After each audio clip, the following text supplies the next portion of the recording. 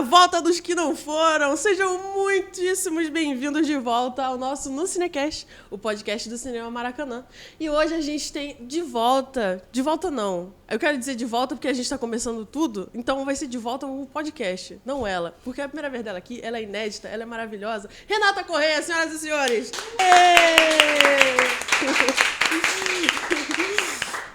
Como sempre, a gente vai se descrever primeiro para todo mundo que está só nos ouvindo.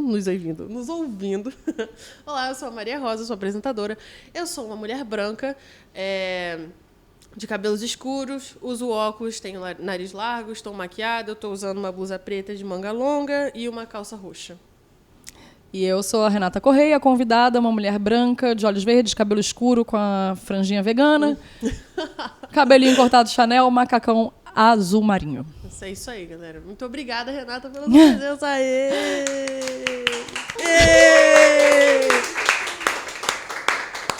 Renata, seja muito bem-vinda. De volta, sim, porque ela também é uma ex-aluna nossa, aquela joia prata da casa, entendeu? Voltando agora, sendo roteirista, autora, maravilhosa, dona de tudo, do meu coração também. Seja bem-vinda, Renata.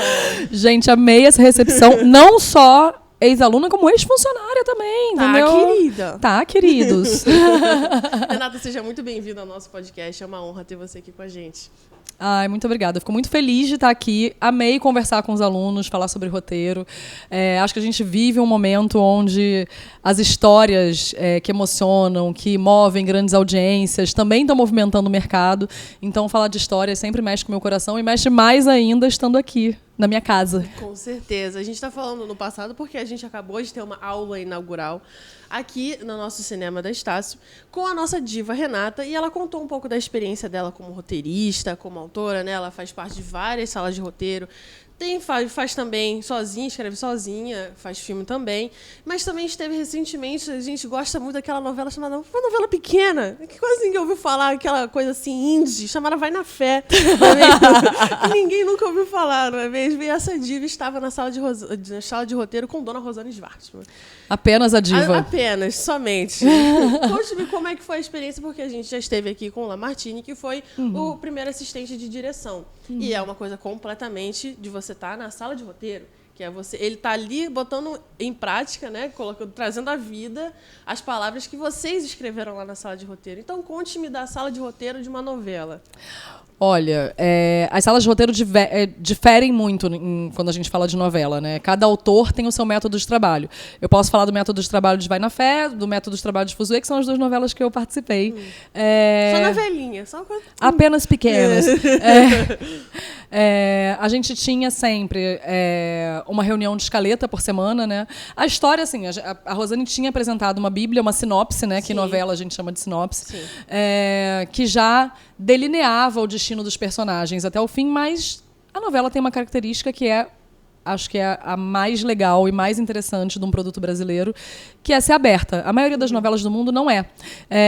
Então, a gente tem uma frente, né? Então, assim, alguns capítulos são escritos e vão para a produção, a gente tem essa frente, e a gente escreve, a gente chega na sala de roteiro debatendo como vão ser os caminhos e como a gente vai levar aqueles personagens para esses objetivos, né? Que pode ser desde uma virada na trama, ou uma descoberta, ou uma revelação. Como a gente vai chegar até, né, a linha final dessa história. Então, semana a semana, a gente vai debatendo o que vai acontecer naquela semana. Aí a gente tem um quadro lá, né, dizendo o que vai acontecer na história. E aí um outro quadro onde a gente separa os capítulos daquela semana, que a gente chama de bloco. Então, a gente vai escrever o bloco daquela semana. Então, a gente debate o que vai acontecer com os personagens num quadro grande, aí vai escrevendo. Aí, depois que a gente entendemos que é nesse lugar que a gente quer chegar no sábado, né? Que o nosso gol semanal, né, é o sábado. E aí, a Rosane fica no quadro ali, né? E a gente fala assim, o que dá gancho e o que dá break. Porque, assim... Uma outra característica importante da novela brasileira é o gancho, o famoso gancho, né? Aquele negócio da Avenida Brasil. Então, assim, existem vários recursos audiovisuais para você ter um bom gancho. Sim. Mas o principal deles é o texto, né? Sim, claro. Então, a história tem que chegar num lugar onde a pessoa chegue no outro dia e pá, queira ver, né? O outro capítulo e saber o que vai acontecer e tal. Sim. Então a gente fica assim, break é um mini gancho, digamos assim, porque sim. vai levar. Comercial. Vai levar você para a história depois dos anúncios, né? Sim. Então a gente botava em verdinho o que era break. Em vermelho, o que era gancho, né? Aí, decidimos o que é o gancho de segunda, de terça, de quarta até sábado. Aí, vamos para o outro quadro. A gente colocava o gancho, assim, ó, embaixo. Sei lá, Lumiar descobre que Theo mentiu, sabe? Tipo, Bem revista Caras, assim, também. Quase. Acho que dentro de todo autor tem um fofoqueiro, né, cara? Tipo, porque a gente gosta de contar um fanfiqueiro, um fofoqueiro. Ontem um amigo, foi muito engraçado, fazendo um parênteses aqui, um amigo meu mandou um projeto dia 1º de abril, eu estava meio angustiada, eu falei assim, gente, mas é isso, a gente vive de contar histórias que não existem para que pessoas acreditem nela. Então, acho que tá ótimo mandar o projeto dia 1º de abril. Claro. E aí mas voltando ao método, né, a gente colocava ali, né, o gancho, o que a gente gostava do gancho para ser o gancho durante a semana, e aí a gente ia construindo as histórias em tópicos, né, para chegar naquele gancho. Às vezes a gente olhava e falava assim, putz, a gente adiantou muito, esse gancho não pode ser o gancho de segunda, tem que ser o gancho de terça. Aí a gente tinha que inventar um outro gancho para cima. Tem isso também, de ser específico de cada semana? Quer dizer, de cada dia da semana? De cada dia. É que não era...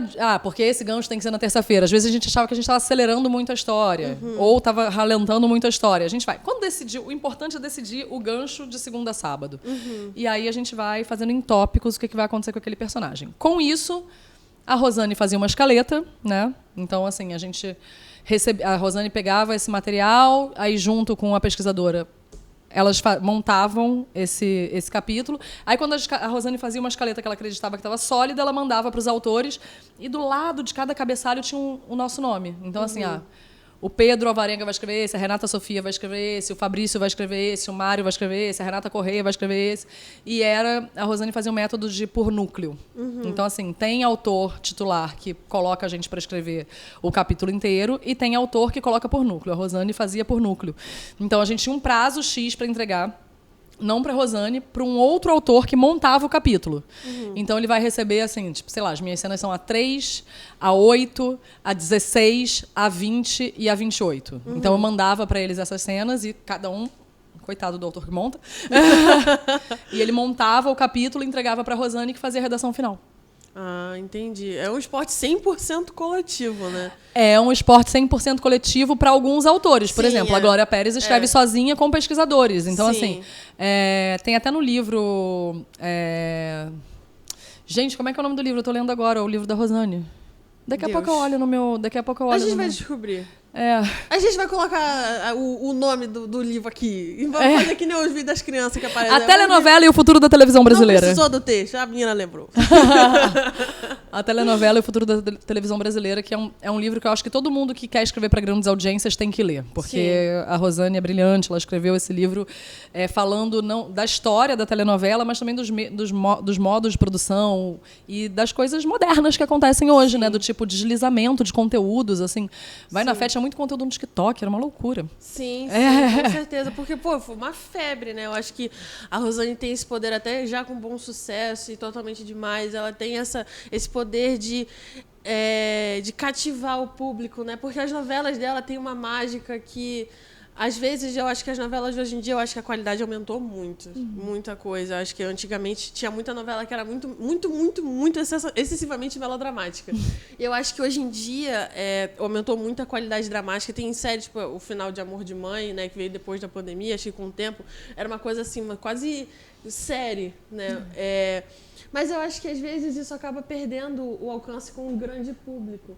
E eu acho que as novelas da Rosane têm muito isso, né? Conversam com um público muito diverso, traz tópicos super interessantes e tem um acesso maior às pessoas, né? Era bem legal trabalhar com ela, assim. Era um trabalho intenso, né? Eu escrever uma telenovela é sempre intenso, são 2 longas-metragens e meio por semana. A gente escreve muito, a gente trabalha de segunda a sábado, porque a novela vai ao ar de segunda a sábado. É um trabalho de uma musculatura de escrita muito, muito intensa. E eu acho que você ter um bom autor titular, um bom líder que sabe conduzir essa história é fundamental para você dar o seu melhor mesmo, para você conseguir escrever de uma maneira que aquela história, que contribua positivamente para aquela história, sabe? E na sua experiência com a sua equipe, assim, quanto esse feedback diário das pessoas, do público, afetava o que vocês estavam fazendo, o que vocês estavam escrevendo? Porque tem muito autor que também não se deixa afetar, né? Tipo, tá escrevendo a história dele, tipo, não acessa nada, não vê nada, fica tipo assim, eu tô escrevendo, tipo assim, essa é a minha novela. Acho difícil. Acho que todo autor, ele... Porque eu lembro do acho que é o Agnaldo Silva. Ele fala, não posso estar errada, mas eu lembro dele falando assim que ele não acessa, não vê crítica, não vê rede social. Acho que assim, tipo... não vê crítica, não vê rede social, acho que pode existir, tem gente que é mais low profile mesmo. Eu sou heavy user, inclusive, tenho que jogar meu celular fora para não entrar mais no Twitter. Mas a novela, ela é um produto de massa, com orçamentos gigantescos, que empregam muitas pessoas, entendeu? Sabe? Tipo, muita gente mesmo. E que tem como modelo de negócio a venda de anúncio. Então, assim, você vai receber feedback querendo ou não. Então, assim, por exemplo, as novelas da Globo têm uma coisa chamada Focus Group, que é, depois de um mês que a novela está no ar, existe uma empresa terceirizada que vai selecionar pessoas que são parecidas com a demografia daquela audiência. Então, assim, proporcionalmente tem a quantidade de mulheres e homens, jovens e velhos, pessoas religiosas e não religiosas que veem aquela novela separados em espectadores assíduos e espectadores não assíduos, mas tem um outro nome isso, né? Mesmo o espectador assíduo de uma novela, ele vê, em média, 2,5 capítulos por semana, 3. Então, assim, por isso que a novela tem a questão da reinteração no texto, etc, etc. Os relatórios desse focus group, a gente vê, né, a gente não é visto. Tem uma facilitadora, uma pesquisadora que vai olhar aquilo, vai conduzir aquela conversa, e a gente vai entender mais ou menos a temperatura de como aquela novela está sendo recebida. Os núcleos, e assim, cara, posso te garantir que é muito diferente da repercussão das redes sociais. O que aparece no focus group e que é representativo da audiência, assim... É muito difícil essas duas informações se unirem, terem pontos de contato, assim. Então, assim, muitas vezes o que você vê na rede social é um recorte de um grupo específico que não tem a ver com o grupo demográfico da novela. Por isso que o focus group é importante. E por isso que muitos autores talvez não queiram ver redes sociais para não se contaminar e tal. Eu vejo rede social o tempo inteiro. E como isso afeta quando você está escrevendo, tipo assim, a diferença que você, quando você vê especificamente nas redes sociais, assim, diferente do focus group, seja... Não, assim, pra mim, quando eu sou autora titular, eu estou escrevendo série. Então, quando a minha série vai ao ar, eu já escrevi há 200 anos atrás. Então, não tem como ser afetada. Mas eu acho que escrever é escutar a sociedade. Né? Então, escrever é você olhar a sociedade e entender o que você pode dialogar. Acho que todo autor tem essa inquietação, né? Que é abrir uma conversa. Né? Você está abrindo uma conversa com a sociedade, está abrindo uma conversa com a sua audiência, com seus leitores. Então, assim, acho que é difícil você... Está totalmente descolado, né? Você vive nesse tempo. Eu não consigo acessar um autor que é totalmente descolado do que a sociedade está vivendo no momento. Acho que você vive nesse tempo, você escreve sobre esse tempo. E eu também sou super heavy user de Twitter, assim, tipo assim, do X, né? Do X. Eu não falo. Eu sou igual, sabe aquelas pessoas que ainda falam que existe Mesbla? Não, Twitter, gente, não vou falar X, não. Exatamente, eu também falo Twitter. Mas já que a gente está no tópico de novela e falando sobre essa coisa, que eu não sabia que tipo, podia ser tão diferente assim, porque eu vejo muito no Twitter essa novela. Não só Renascer, mas como Pantanal também, a galera falando muito, tipo, porque os textos são exatamente iguais. Não são, não. E a galera...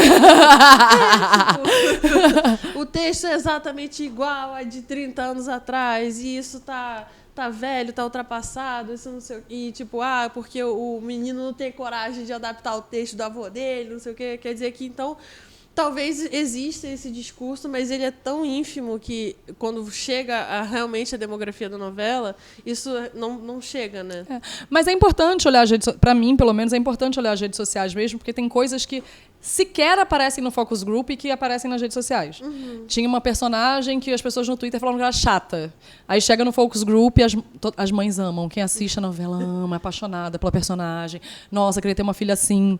Aí você olha assim, opa, sabe, o que você faz com isso? Prefiro olhar o focus group porque ele é mais representativo da audiência. E, assim, é muito difícil também, eu acho, pelo menos nas minhas 2 experiências, de o autor tá totalmente descolado do que ele vai ouvir, entendeu? Então, assim, se vem pedrada, ele sabe que vem pedrada já, entendeu? Se vem elogio, ele sabe que vem elogio, porque você assiste. Antes de qualquer pessoa ser autora, ela é espectadora. Sim. E a telenovela brasileira é o nosso principal produto. Mesmo quem não gosta, viu, em algum momento da vida, viu uma novela. Então, assim, você sabe que funciona, você sabe que não funciona. Eu acho que estar na frente da TV, assistindo o seu próprio produto, é muito importante para qualquer autor. Para um autor de grandes audiências, mais ainda. Porque você tá assim, cara, tem coisa minha que eu vejo com o Twitter na mão. Eu vejo, meu Deus, aqui, desesperada, entendeu? Sabe? Tipo, quando o Rensga foi pra Berta, eu via com o Twitter na mão, entendeu? Sabe? Pra ver o que as pessoas estão falando. Eu acho que é legal. Precisa entender a recepção do público, né? O Rensga Hits, que é um projeto seu, primeiro estava no Globoplay, depois foi pra TV aberta. E como é que foi pra você? Porque o Rensga é considerado uma novela do Globoplay, é uma série? É uma série, tem 8 episódios. Sim, porque antigamente tinha muito essa coisa de porque o autor, quem escreve novela não sabe escrever série porque é uma mídia diferente, e quem faz série não escreve filme, e quem faz isso não faz aquilo. E você tá em todos os lugares, você é todo everywhere.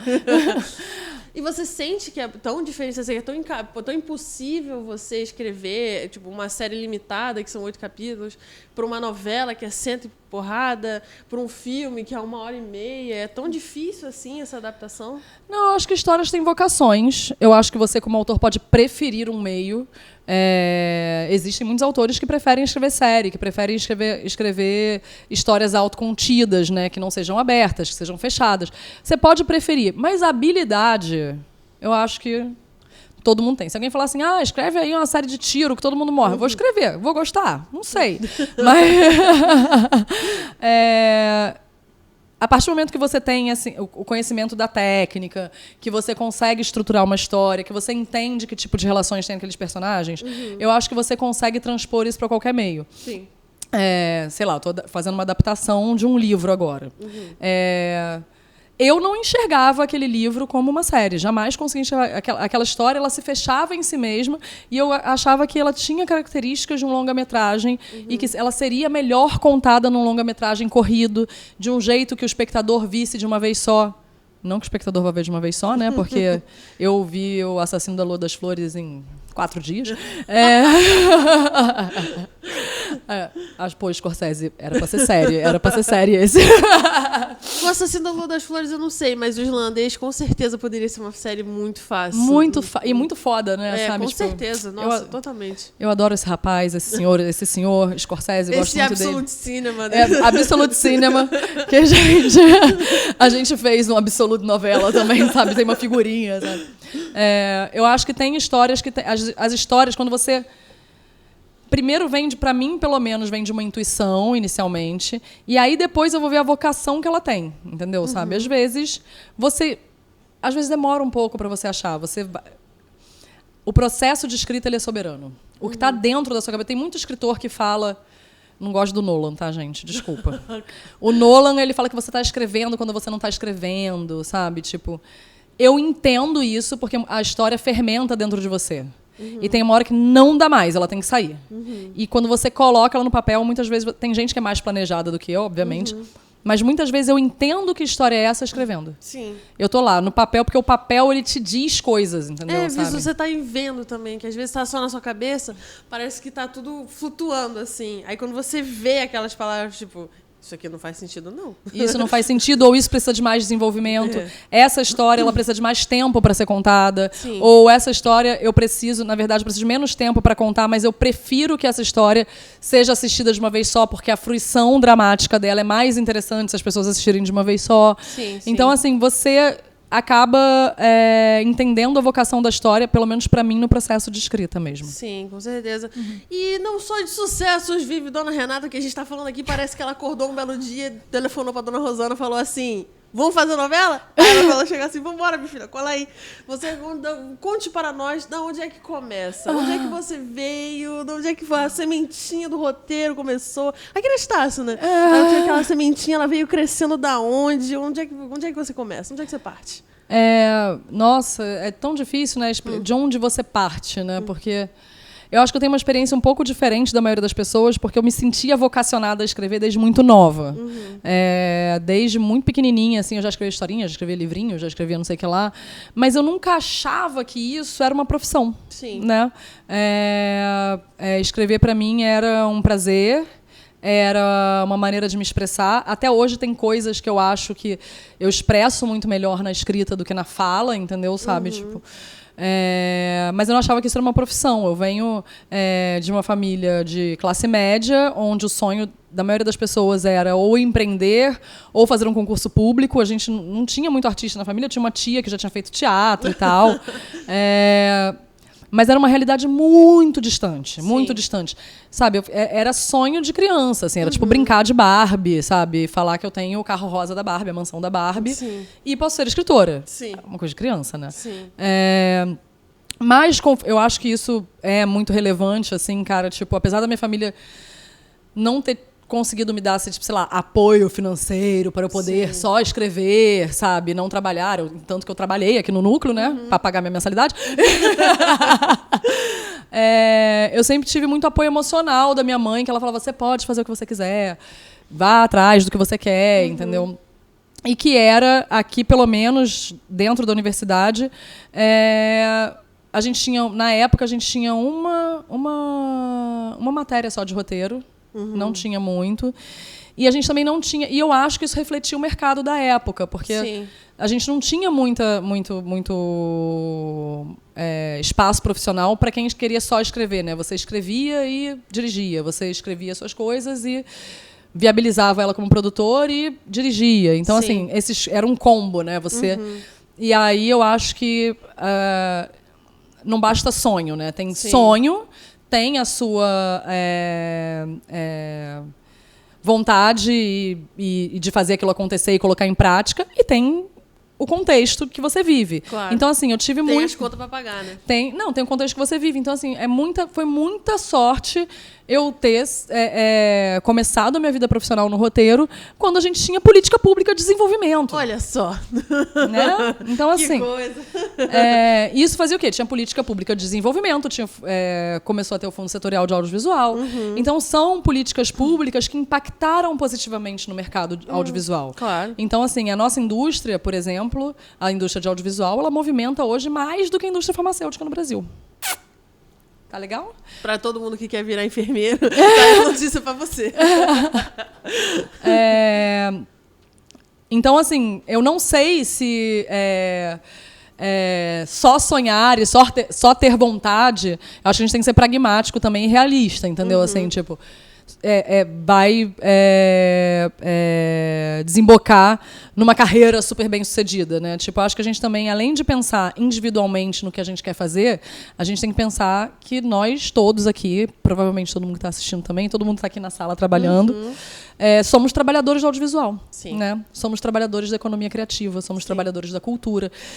E nesse contexto, a gente luta pelo nosso sonho. Eu quero dirigir, eu quero fotografar, eu quero ter um programa, eu quero criar formato, eu quero escrever roteiros de ficção, eu quero fazer cinema, eu quero fazer TV.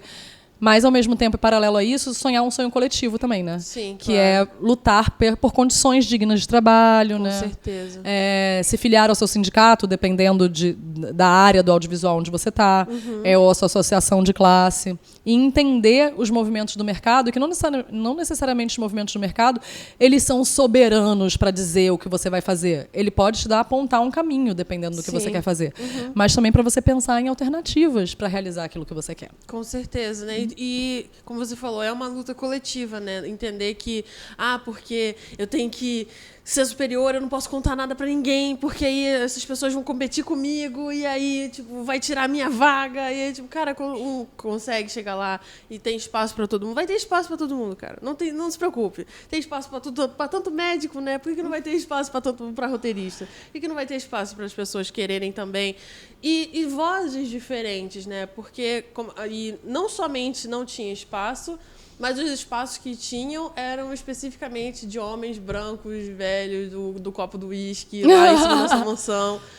Então, quando você dá abertura para mais espaço, né? Você tem abertura para vozes diferentes, vozes femininas, vozes negras, vozes indígenas, vozes de pessoas que também importam, que também são importantes.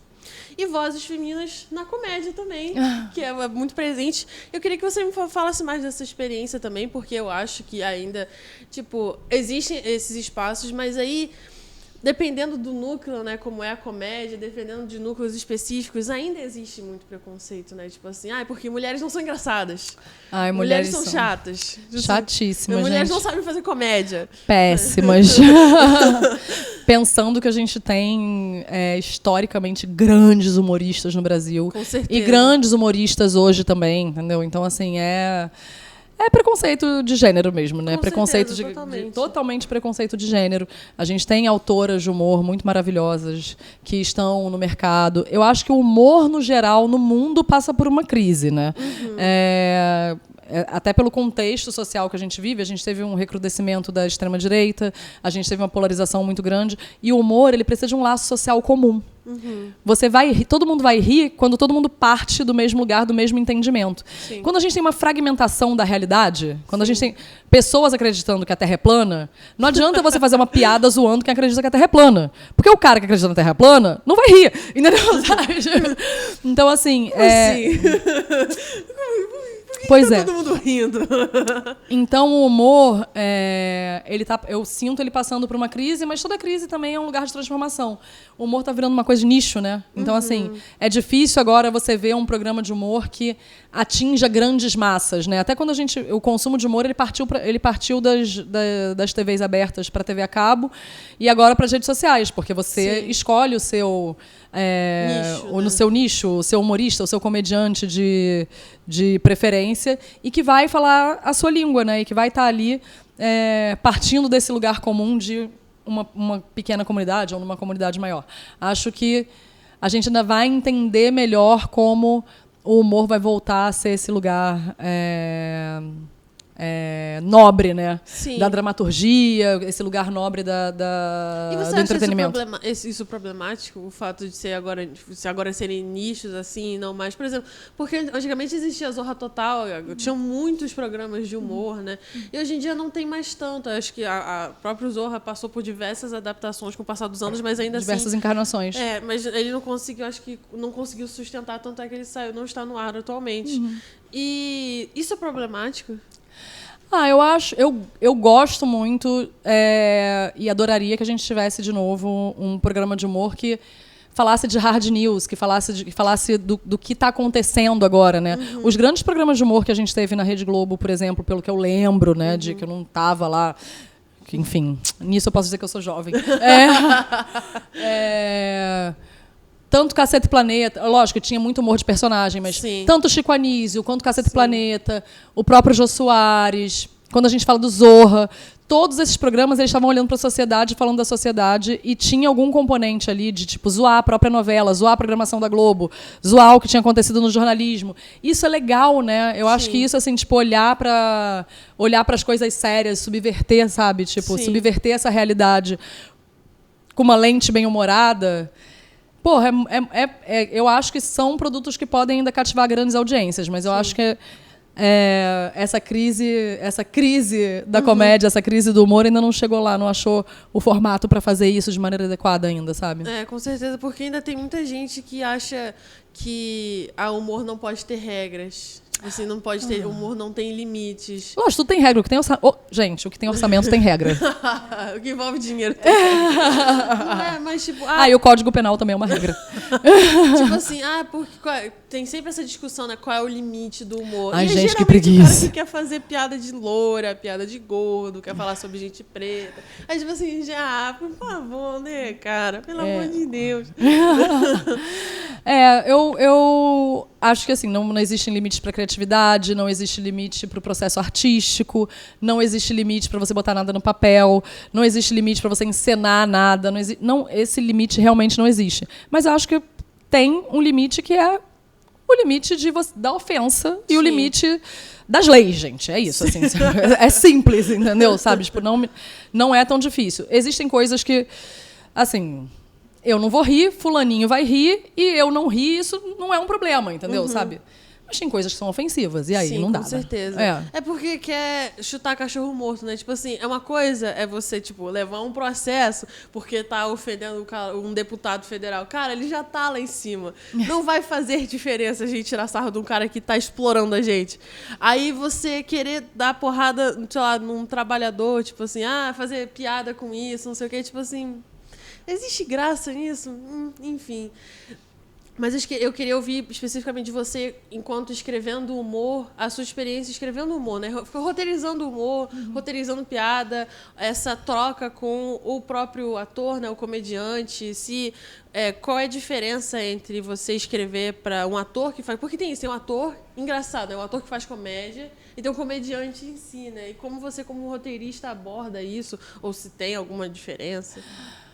Olha, tem diferença. Existem atores que colocam muito mais caco, existem atores que você dá essa liberdade para eles porque você sabe que o seu texto é um trampolim para aquela pessoa que é um comediante, entendeu? Sabe? Tipo, não é um ator ali e que precisa que a dramaturgia siga exatamente aquelas falas para fazer sentido nos próximos capítulos ou nos próximos episódios, etc, etc, etc.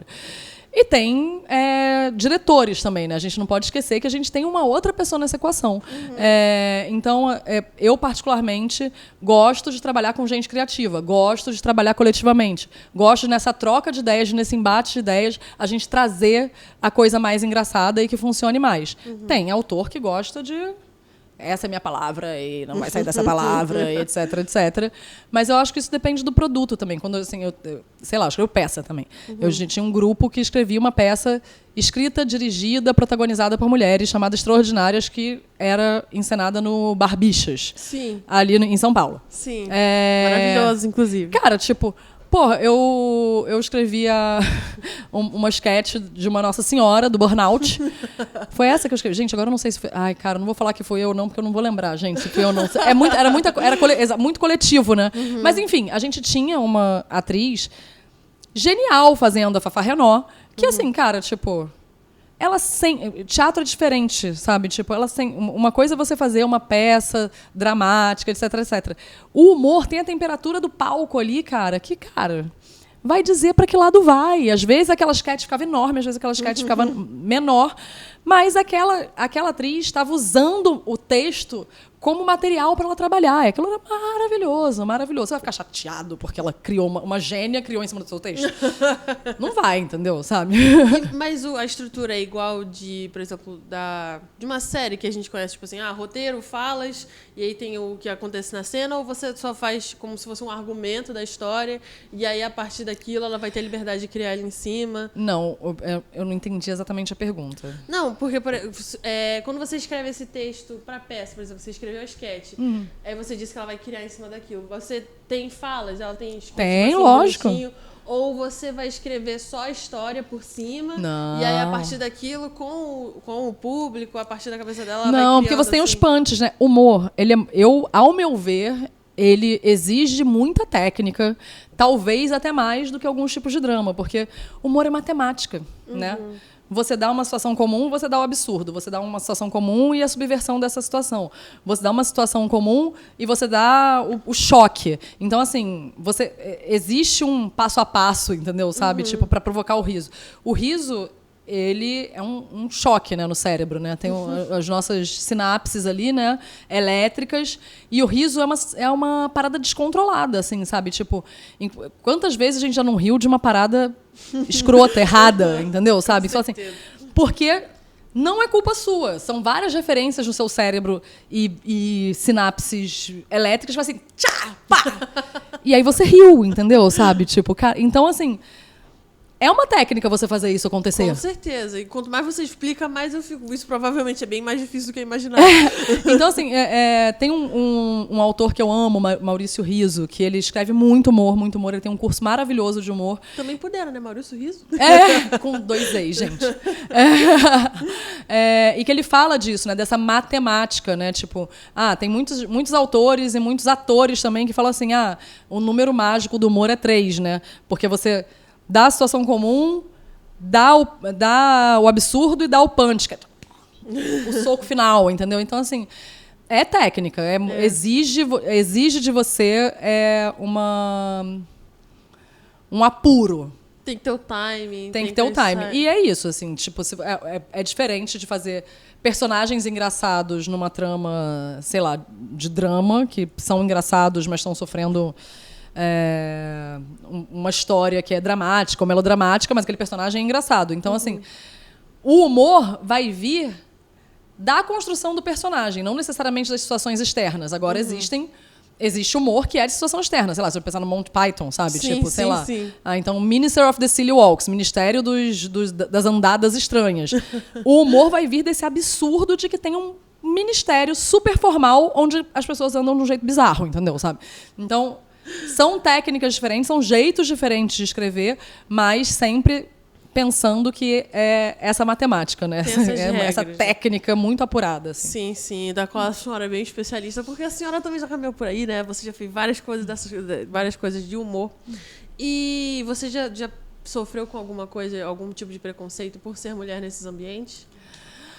Olha, eu acho que a pior coisa que pode acontecer com uma mulher, ou com uma pessoa negra, ou com uma pessoa LGBT, ou com uma pessoa com deficiência, é ser o único daquela sala. Porque você se transforma em alguém que não está só ali para trabalhar e dar o seu melhor e mostrar o seu talento e entregar o seu melhor trabalho. Você está ali também meio como um goleiro, entendeu? Para não deixar nenhuma merda passar. Ou como consultor, as pessoas, você pode me falar se isso aqui é ofensivo? Caralho, você devia saber se isso é ofensivo ou não, entendeu? Sabe? Então, E também como representante de de todas as bandeiras. Cara, tipo, eu sou uma mulher, mas eu sou uma mulher branca de classe média. Eu estou falando sobre todas as mulheres? Não estou falando sobre todas as mulheres. Então, assim, eu acho que isso é uma violência estrutural mesmo, assim, de você ser o único numa sala. Ser o único numa sala é muito chato. É muito chato. Isso já me aconteceu algumas vezes. De ser a única mulher de uma sala. Muito chato. É muito chato. E também, quando você é a única pessoa dentro daquela sala, você acaba também tendo que... Acho que o seu trabalho dobra também, porque, tipo, você tem... tipo assim, já aconteceu de você, tipo... corrige meu texto, porque eu não sei se isso aqui tá bom, porque vai que é ofensivo, vai que, sei lá...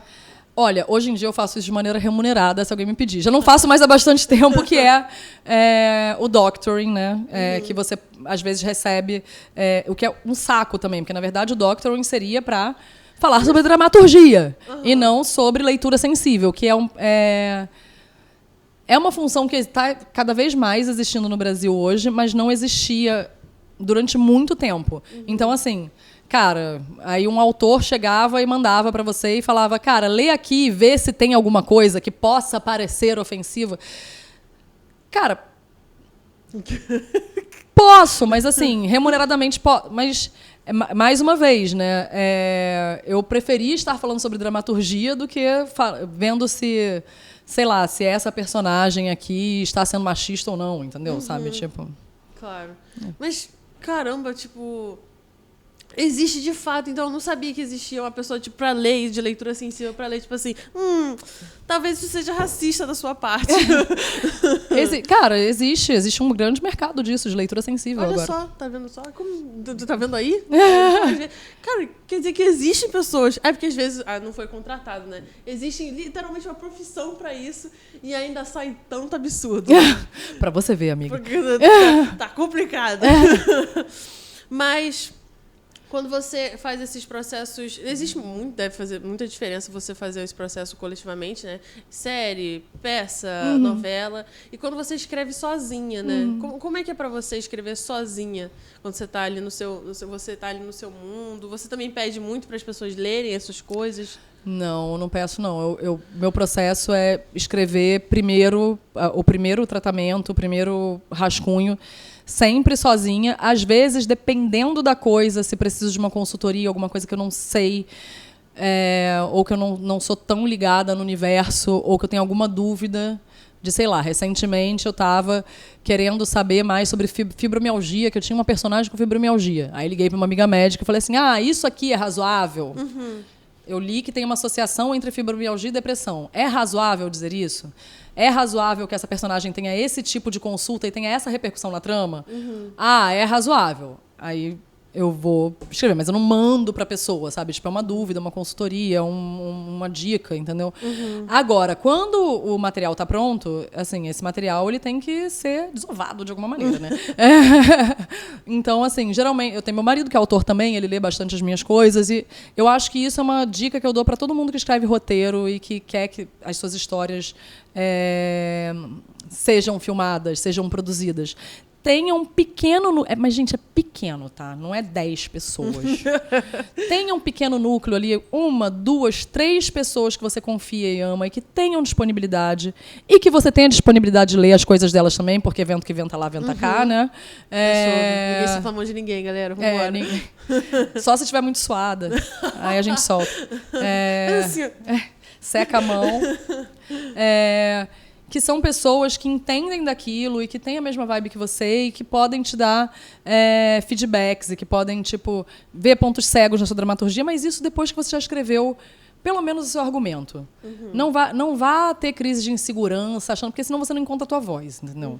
Eu acho que existe um período ali que é de escrita solitária e que é de sua com seus problemas, seu período de escrita com seus demônios, seu período de escrita para você entender que autor você é. Existe uma diferença muito grande em vou matar um personagem num acidente de carro. Não, vou botar o meu personagem para ter um acidente de carro onde o irmão dele morre e ele mente que ele não estava dirigindo, que era o irmão que estava dirigindo.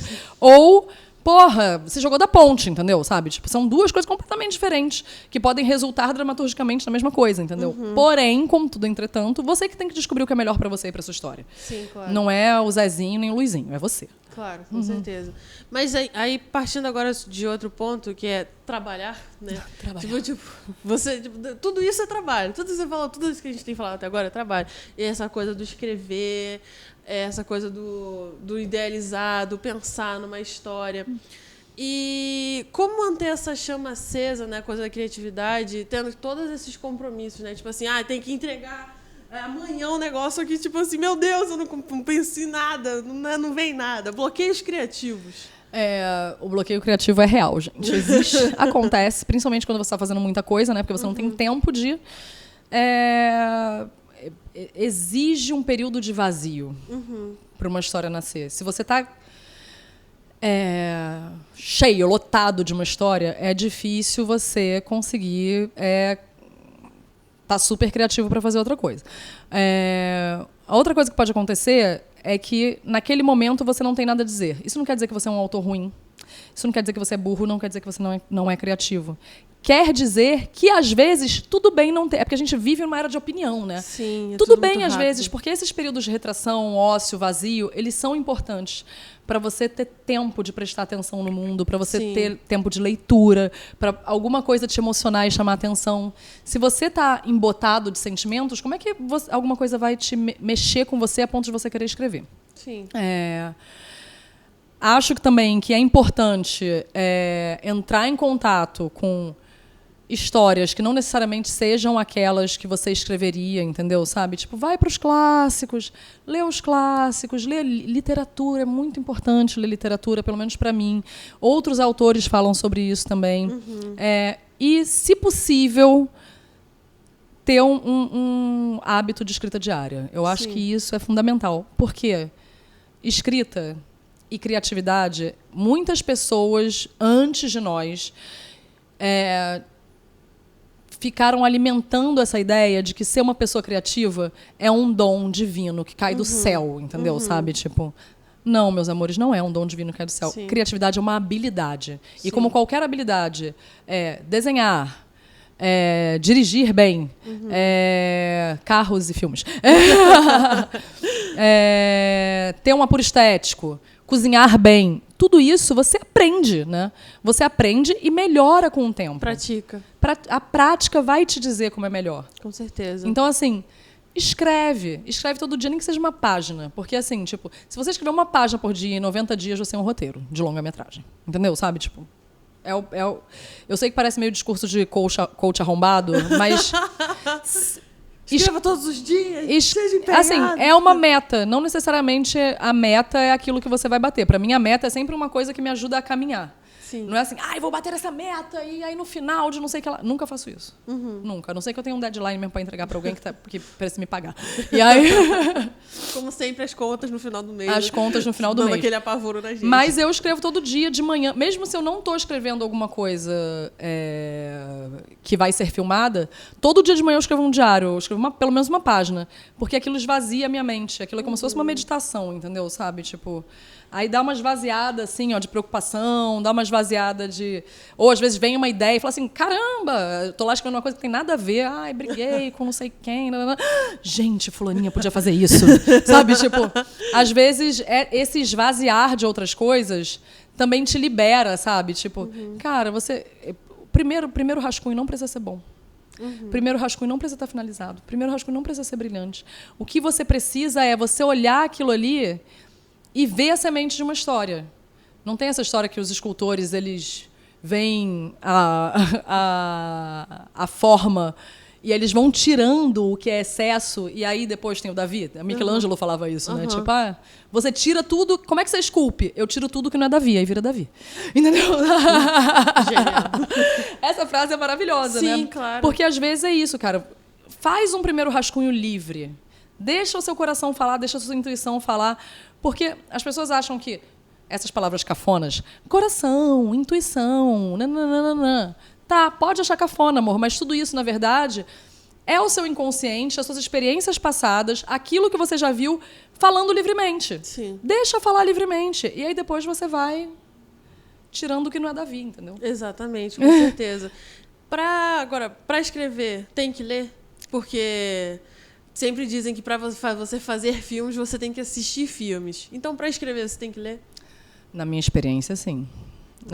Assim, pode ser que tem gente que não goste de ler e consiga escrever boas histórias. Não sei, mas eu nunca tive essa experiência. Não conheço essa pessoa.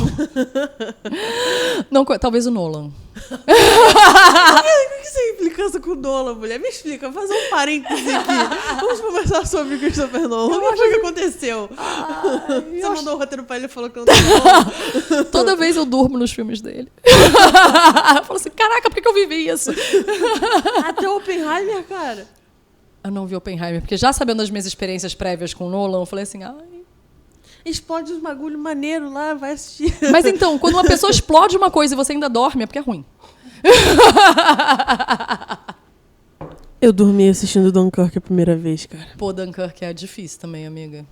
Mas assim, a verdade é que chega uma certa idade, gente, que você dorme em qualquer filme, até nos bons. Ai, meu Deus do céu. Mas, sim, voltando... fecha parênteses. Voltando, ler para escrever.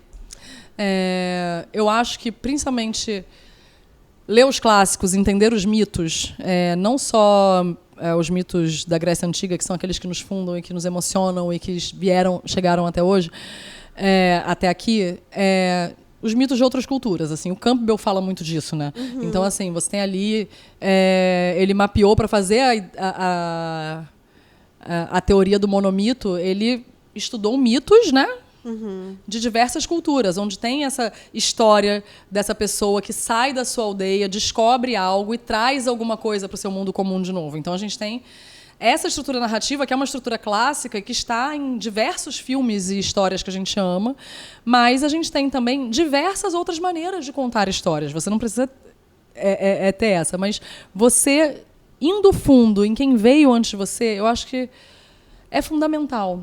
E ler é abrir um diálogo com o passado, é abrir um diálogo com quem veio antes de você, é conversar com quem veio antes de você e já passou pelas mesmas inquietações que você escrevendo.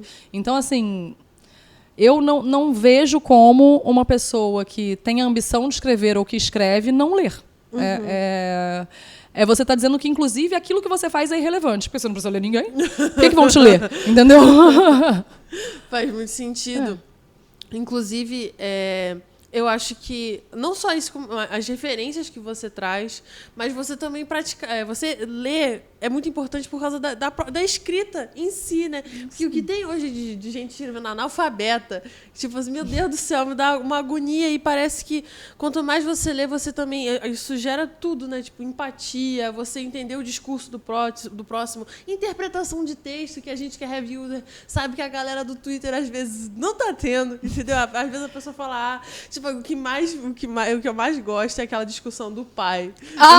Do pai que levou sorvete pra filha. Tipo assim, a menina falando, olha só que legal, eu tava triste, meu pai comprou sorvete pra Não, mim. ela tinha tirado um dente, ela só podia comer sorvete. Exatamente, é tipo, eu tinha arrancado um dente, aí meu pai foi lá e comprou um monte de bate-delate pra mim. Pronto.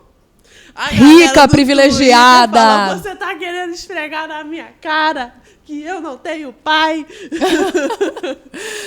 Mas eu acho que esse intertexto da rede social, ele foi se radicalizando até por causa do algoritmo, né? Então as pessoas entendem que elas só têm atenção se elas forem muito raivosas, ou se elas estiverem combatendo alguma coisa, ou se elas estiverem sendo agressivas. E aí acaba que, na verdade, tipo, é o cérebro do ser humano sendo hackeado pro lucro de um arrombado bilionário, entendeu? Sabe? Tipo, vamos ter maneiras melhores de se relacionar? Talvez. No momento, não é isso que está acontecendo. E né? ainda falando sobre se relacionar, até a relação com o emprego, né? Tipo, porque parece que hoje em dia, se você não tiver um TikTok, se você não estiver fazendo uma gracinha, uma dancinha, a pessoa não te emprega. Que inferno, né? Não é, tipo, se você não fizer, tipo, se você não tiver uma rede social ativa, se você não aparecer segurando um cachorrinho, não sei o quê, a pessoa, tipo, sabe? Tipo, cara, eu só quero trabalhar, entendeu? Por que você quer esse emprego? Porque eu preciso pagar minhas contas. É muito simples, entendeu? Eu acho que quando você está inserido no mercado, talvez você tenha menos essa ansiedade. Assim, eu conheço alguns grandes autores jovens, até que não têm rede social. Então, assim, se a gente pensar, sei lá, Ludmila Naves, que é uma autora que eu amo, que escreve várias séries, faz muita coisa de true crime, faz muita coisa de ficção científica. Amor, ela não tem Instagram, não tem nada. Tem um WhatsApp que ela responde. Mas é uma pessoa que já está estabelecida no mercado como uma autora que faz esse tipo de trabalho, que faz esse tipo de narrativa. Então as pessoas buscam. Sim. Mas, no geral, ter uma presença nas redes sociais, infelizmente, é importante para a gente aparecer como autor. O que é um saco, porque, na verdade, muitas vezes a gente não tem o tempo de ter um perfil profissional e um perfil pessoal. Aí acaba misturando tudo. É uma confusão, gente. Todo mundo está vendendo uma imagem, né? Sim. Cara, eu acho difícil. Eu tenho várias crises com isso. Eu também tenho, cara, porque eu sou péssima de manter Instagram. Tipo assim, eu acho bacana, acho legal. Tipo assim, até a coisa aqui mesmo, com o Cine, eu podia repostar várias coisas, fazer conteúdos, não sei o quê. Eu fico, ai, que difícil. Ai, tá doendo minha mão. Aí, tipo, o negócio, vai ter que cortar. Aí, tipo assim, tem que fazer. Eu já faço graça aqui. Aí eu tenho que fazer mais graça na internet. Aí tem que fazer. Ai, gente, assiste o negócio do vídeo, tá? Você tá me vendo aqui, pra quem tem que ter o meu perfil também pra você me ver. Vai lá aqui, assiste o canal, acessa lá, se inscreve, curte, comenta. Eu vou estar aqui pra você também. Sabe, essa coisa. E, tipo, o pior de tudo não é nem. A gente poderia abrir uma grande exceção se fosse só para empregos assim, da indústria criativa, tipo assim, atores. Pô, atores você tem que ver, sei lá, aí ver ele lançar umas esquetezinhas assim, e você já tem uma noção. Mas, pô, a galera querendo fazer. Eu já vi muita gente falando, sei lá, empregos tradicionais, sabe? Engenharia. Ué, gente, assim, tem advogado influencer, médico influencer. Tipo, cara. pelo amor de Deus, eu só queria trabalhar, sabe? Eu não queria ter que ficar pensando, tipo, incluir na minha rotina semanal, fazer vídeos pro Instagram. Poxa! Já tem tanta coisa, né? Já tem tanta coisa, a gente já vive sobre um capitalismo voraz que, tipo, diz que você não pode parar. Ah, que a menina saiu agora, a Fernanda saiu agora do Big BBB, Brother. já saindo, já se sentindo velha. E eu também. Gente, eu fiquei chocada com isso. Ela tem 32 anos se sentindo velha. Eu falei assim, meu Deus, amiga, pelo amor de Deus, minha vida acabou. Eita! Mas não é, mas tipo, eu acho que é um sentimento coletivo. Tem muita gente nessa faixa de idade se sentindo assim, porque parece que quando você chega numa determinada idade, até eu, às vezes, eu tenho 24 anos e eu sinto assim, sabe? Meu Deus, meu tempo tá acabando, sabe? Bom, pode se estar acabando, esgotando. você pode ser atropelada aqui na frente, não. mas no geral, né? E assim, eu acho que é muito nocivo para quem escreve também essa ideia de que a sua performance nas redes sociais vai dar algum ganho, ou financeiro, ou de notoriedade, etc, etc. Porque, assim, a rede social ela é um ralo de tempo. Uhum. E escrever exige uma quantidade enorme de tempo. É uma atividade... A atividade audiovisual exige uma quantidade enorme de tempo. Uhum. Se a gente for pensar, quanto tempo a gente grava para ter 10 minutos de material finalizado? Sim. Né? É bastante coisa. Muita coisa. Escrever exige que você fique sozinho um tempo, quando você está escrevendo mesmo, não quando você está no processo criativo. Sim. Exige uma quantidade enorme de tempo sozinho. Existe uma quantidade enorme de tempo sem estar prestando atenção em outras coisas. Então, assim, cara, tipo, é um ralo. Hoje em dia, minha estratégia é desligar a minha internet. Eu desligo a minha internet. Não basta desligar o telefone, tem que desligar a internet. Não, eu desligo a internet e escrevo como os australopitecos no Word, entendeu? Aí, quando eu vou editar, eu jogo no Google Docs. E aí, edito ali. Mas, assim... Nesse primeiro que você precisa de grandes quantidades de tempo, você faz sprints de escrita de, sei lá, às vezes escreve 10, 15 páginas por dia, amor, tem que ser tudo desligado, senão você não entrega, entendeu? Não entrega, você vai querer espiar o Twitter. Você vai querer... Aí seus amigos, aí você vê um monte de coisa no WhatsApp, eu falei assim, quem lá, bateu um avião em algum lugar? Não, é só a menina que saiu do BBB, entendeu? Sabe? Tipo, então, assim, as pessoas debatendo um negócio assim, que não te interessa naquele momento. E, assim, exige uma curadoria do que é importante você ver na internet, assim. E, pô, isso dá um trabalho do cacete, entendeu? Então, assim, eu acho que... O algoritmo também não ajuda, né? O algoritmo também não ajuda. Então, assim, escrever exige uma quantidade de tempo que é incompatível com o desejo das big techs de ter você permanentemente dentro de uma rede social. Então, eu acho que é importante para as pessoas entenderem que elas precisam equalizar esse relacionamento delas ali e que não, e lembrando da nossa conversa do Focus Group, não necessariamente o que está sendo pautado na rede social é relevante para a maioria das pessoas. Então, assim, galera, vamos equalizar ali, sabe? Com certeza. Se essa é a mensagem, se existe uma mensagem no episódio de hoje, é saber equilibrar as coisas. O seu tempo na internet, o seu tempo trabalhando, né? Até como, tipo, porque é muito comum, né? Você tá lá trabalhando, aí do nada, tipo assim, é como se o celular visse assim, né? Ele vem... Tipo assim, olha só, aí você, como se já passou 1 hora. Mas até esse tempo de distração fora do telefone é importante pro desenvolvimento da história, né? De você conseguir, tipo assim, olhar pro teto, aí, tipo assim, ficar cozinhando lá e fazer o tim. É isso. Mas quando se você estiver extremamente consumido aqui dentro, esse momento não vai chegar, né? Eu acho que, assim, tem características na profissão da escrita que são muito peculiares, né? Além de precisar de muito tempo sozinho para escrever, essa coisa do não fazer nada é importante. Você pode reparar que muita gente hoje em dia tem ideia no banho. Por quê? Porque você não leva o celular para dentro do chuveiro. Então, assim... Com algumas ressalvas. Não sei, gente. Às vezes... Tipo assim, tem vários autores de literatura que falam muito da relação deles com exercícios físicos, assim, tipo... Cara, tipo, Hemingway se exercitava pra caramba. O Murakami, ele tem um livro sobre corrida. A Rachel Sonnett tem um livro sobre caminhada. Que são, assim, cara, tipo, são momentos onde você tá sem fone, tá sem celular, você vai fazer algo que o seu cérebro tá livre pra ir pra onde ele quiser. Você tá fazendo uma coisa mecânica ali, que é correr ou andar. No caso do Hemingway, pegar peso, sei lá, entendeu? Sabe? Tipo, puxar uns ferros. Puxar uns ferros. E aí você deixa a sua mente livre, entendeu? Sabe? Tipo, pra ela ir pra onde ela quiser. Muitas soluções que eu tive de texto, eu tava fazendo nada. Eu tava lá me debatendo, escrevia, dava errado, escrevia, dava errado. Aí tô lá, eu 11 na esteira e fala, ai, caralho! É isso! E se, né? Isso funcionasse. E aí você coloca no papel e funciona. Meu Deus, caramba! Cada um vai encontrar seu método. Cada um vai. Não estou dizendo que todo mundo precisa fazer isso. Cada um vai encontrar seu método, mas tente encontrar um momento onde você não esteja dragado por outras atividades que precisem e exijam uma resposta ou exijam o seu tempo da maneira como uma rede social exige, entendeu? Assim, às vezes até ver uma TV linear é mais interessante do que estar na rede social. Lavar uma louça é mais interessante do que estar na rede social, entendeu? Sabe, tipo, se você não quiser correr ou se você não quiser pegar pesos como o Hemingway.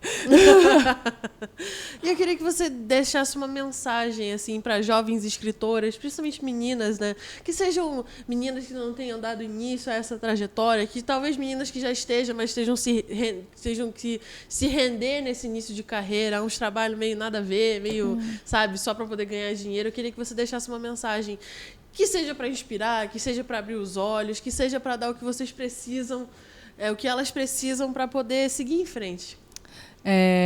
Eu acho que nós, mulheres, a gente é ensinada a abafar os sentimentos ruins, sabe? Tipo, a raiva, a frustração, todas essas essa coisa mais reativa que coloca a gente num lugar de não ser feminina, de não ser dócil, e tudo isso é muito importante para a escrita.